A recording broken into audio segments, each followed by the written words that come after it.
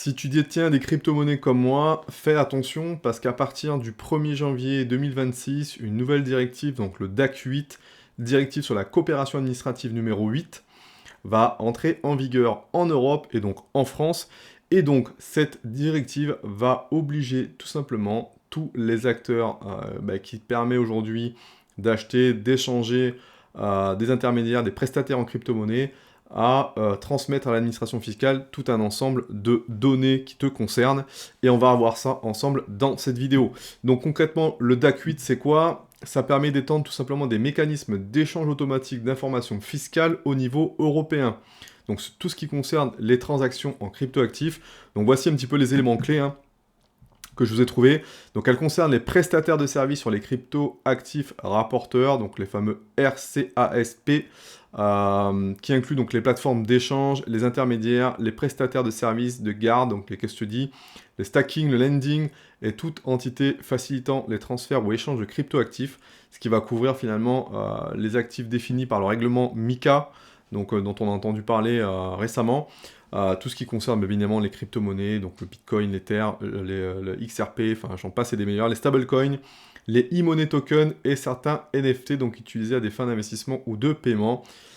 Les plateformes donc non autorisées sous MiCA mais opérant dans l'Union européenne doivent s'enregistrer dans un État membre. Et donc concrètement, qu'est-ce qui va se passer donc pour ces plateformes? C'est qu'elles doivent collecter, vérifier, transmettre annuellement des informations détaillées sur leurs utilisateurs résidant en Union européenne, donc y compris donc, les non-résidents pour les échanges qui sont transfrontaliers. Et donc toutes ces données-là doivent être transmises aux autorités fiscales de leurs états d'établissement ou d'enregistrement. Donc concrètement, t'achètes sur... moi par exemple j'achète du Bitcoin sur Bitstack qui est enregistré donc en France. Voilà, Bitstack va donc transmettre à partir de l'année prochaine tout ce que je fais comme achat. Si je transfère mes bitcoins sur une clé privée, ça va être divulgué, etc., etc., etc. Pour les plateformes, par exemple, comme Binance, ça sera exactement le même cas. Vous faites du trading ou bien vous faites de l'achat-revente sur ces cryptos, vous faites des plus-values. Tous celles et ceux qui jouent un petit peu avec le feu en ne déclarant pas les plus-values générées éventuellement sur leurs opérations, et là, typiquement, Binance va devoir balancer à l'administration fiscale française que tu as fait une plus-value sur Bitcoin, tu as fait une plus-value sur XRP, etc., etc. Donc, autant te dire que c'est un peu la merde, à mon sens. Donc, voilà, il va falloir maintenant faire très, très, très attention, sachant qu'en plus, comme tu le sais, va déclarer fiscalement tes plus-values en crypto, c'est à t'arracher les cheveux. Même moi qui suis relativement habitué à faire mes déclarations fiscales, notamment en immobilier et autres, c'est un vrai, vrai, vrai casse-tête. Donc voilà, moi en tout cas, je suis pas trop concerné pour le moment parce que je conserve mes cryptos. Moi, dès lors que j'ai revendu mes Ethers et par exemple mon Ripple, ça a été basculé sur des stablecoins. Donc concrètement, je n'ai pas acté de plus-value dans des monnaies fiduciaires. Mais il est clair que typiquement, ceux qui jouaient un petit peu avec le feu avant cette directive, il va falloir les gars rapidement vous mettre à jour par rapport à ça. Et surtout, si vous devez faire des opérations, à mon sens, faites-le avant le 31 décembre. Voilà un petit peu le conseil que je voulais vous donner dans cette vidéo. Donc, comment ça va fonctionner? Les autorités donc échangent. Alors, qu'est-ce qui va se passer? Donc, je l'ai dit, ils vont collecter, donc vérifier, transmettre annuellement les informations détaillées de leurs utilisateurs résidant en Union européenne. Qu'est-ce qui va être transmis? Ces données donc requises correspondent à une grande partie à ce que vous décrivez, c'est-à-dire quoi? C'est-à-dire que, comme moi j'ai posé la question à Grok, concrètement, on va avoir l'identité de l'utilisateur, donc nom, adresse, numéro d'identification fiscale, identifiant gouvernemental, dans tout ce que vous avez rentré quand vous avez fait votre KYC sur la plateforme sur laquelle vous faites vos achats et reventes de crypto-monnaies.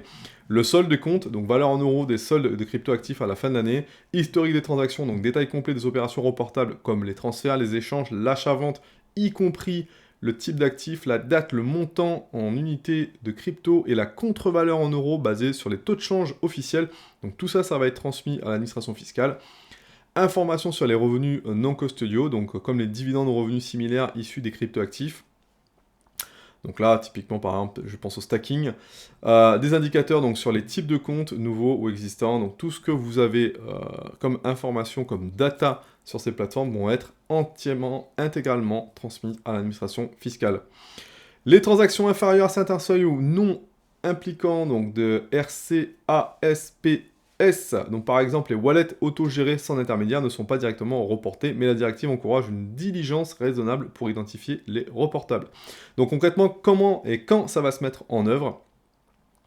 Les États membres de l'Union européenne doivent transposer la directive dans leur droit national d'ici le 31 décembre 2025. L'application effective commence à partir du 1er janvier 2026. Pour la plupart des dispositions, le premier reporting en 2027. Certaines exceptions s'appliquent, comme par exemple la vérification, notamment des TIN, donc transposition d'ici fin 2027. Donc DAC 8 ne s'applique pas aux produits à faible risque comme les e-monnaies, etc. Donc concrètement, ça ne concerne que les crypto-monnaies. Donc l'impact concrètement pour les détenteurs particuliers de crypto en France dont je fais partie, c'est que on va donc transposer donc, la fameuse directive DAC 8 dans la législation fiscale d'ici fin 2025 via une modification de la loi sur la fiscalité des cryptoactifs, actuellement régie par l'article 150 VH bis du Code général des impôts, ce qui aura pour conséquence concrète pour les investisseurs particuliers le renforcement de la transparence et du contrôle fiscal. Donc à partir de 2026, l'administration fiscale française, donc le DGFiP, aura un accès automatique et systématique aux données. Donc les gars, arrêtez, on ne fera plus jouer avec ça. Ce qui inclut non seulement des plateformes françaises enregistrées PSAN, hein, typiquement Binance ou CoinHouse par exemple en France, je pense à Bitstack, moi, que j'utilise. Tout ça, autant vous dire que ça va transmettre de l'info. Conséquences pratiques, notamment tout ce qui va être déclaration de la fiscalité. Hein. Vous le savez, dès lors que vous faites une plus-value en monnaie fiduciaire, vous êtes fiscalisé à hauteur de la flat tax. Flat tax d'ailleurs qui va augmenter parce que là-dessus, concrètement, autant vous dire que la CSG va prendre son bout de viande supplémentaire, donc on ne sera plus à 17,2%, mais on sera à 18,6% de prélèvements sociaux si, en tout cas, l'amendement qui est passé, donc qui a été voté hier, prend mais évidemment bien forme. Bien évidemment, pensez à déclarer vos comptes crypto à l'étranger avec le formulaire 3916 bis. Ok, donc tout ça, ça va être croisé, donc autant vous dire que si vous vous faites choper, les gars, forcément, il y a un risque de redressement automatisé en cas de discordance, une amende de 1500 € par compte non déclaré, déjà prévu, et ça, c'est déjà actuellement le cas. Bien évidemment, pour les plateformes, forcément qui ne jouent pas le jeu, il y aura un risque accru d'audit et de sanctions. Bref, on fait tout, en tout cas, pour que, on trouve de l'argent là où il y en a. Donc typiquement, c'est ceux qui détiennent des cryptos, sachant que statistiquement, apparemment, il y aurait 10% des Français qui détiendraient de la crypto en France. Donc voilà, ils essaient de trouver de l'argent partout. Forcément, en termes de liberté individuelle, ce qui était quand même le concept phare de la crypto-monnaie, c'est-à-dire concrètement, il n'y avait pas d'intermédiaire, c'était décentralisé. Il y avait un côté aussi où forcément, on n'avait pas forcément envie que l'État sache une partie de notre patrimoine. C'était aussi ça pour moi l'avantage des cryptos. Là concrètement, ils vont avoir accès à toutes ces informations-là pour calculer au plus près finalement le patrimoine. Donc si tu as des transactions à faire sur, comme moi je l'ai fait, ta clé est privée, hein, donc moi c'est une Ledger, hop, voilà, une Nano X. Fais-le avant le 31 décembre. Là, tu vois, par exemple, j'ai transféré, moi, de mon côté, mes poussières de Bitcoin sur ma clé, de façon à ce que je puisse, que l'État ne sache pas exactement combien de Bitcoin je détiens réellement, enfin combien de Bitcoin, combien de Satoshi je détiens réellement. Donc ça, c'était pour moi important. Voilà pour ça. Donc Eric Larchevêque, hein, notamment l'ancien big boss de Ledger, nous aussi, nous précise certaines choses. Donc effectivement, le côté transparence est imposé, total est imposé, la confidentialité bien évidemment en moins. Seules les opérations et mouvements postérieurs au 1er janvier 2026 sont concernés. Donc concrètement, bouge-toi les fesses pour faire tes transactions avant le 31 décembre de cette année. Sur le papier, donc la mesure vise à mieux lutter contre la fraude fiscale, mais dans les faits, elle marque surtout une nouvelle étape dans la surveillance généralisée. Et ça, c'est clair pour moi. Il y a vraiment une perte de liberté individuelle en France, en Europe, et bien évidemment, on cherche à te faire raquer encore plus. Les effets collatéraux seront nombreux. Alors, il y a peut-être effectivement un risque de sécurité accru, notamment si les bases de données qui sont, forcément, on le sait, hein, en France, les serveurs de l'État sont loin d'être irréprochables. Donc, en matière de sécurité, s'ils collectent nos données, bah voilà, est-ce qu'on a un risque de se faire taper par des hackers? Ça, c'est une possibilité.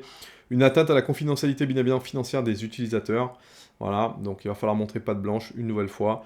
Une complexité administrative supplémentaire pour les plateformes qui finiront par reporter ces coûts sur les clients, ça aussi, c'est une crainte, hein, parce que bien évidemment, il faut mettre en place les outils pour pouvoir extraire ces données et ces datas-là, et pouvoir les transmettre.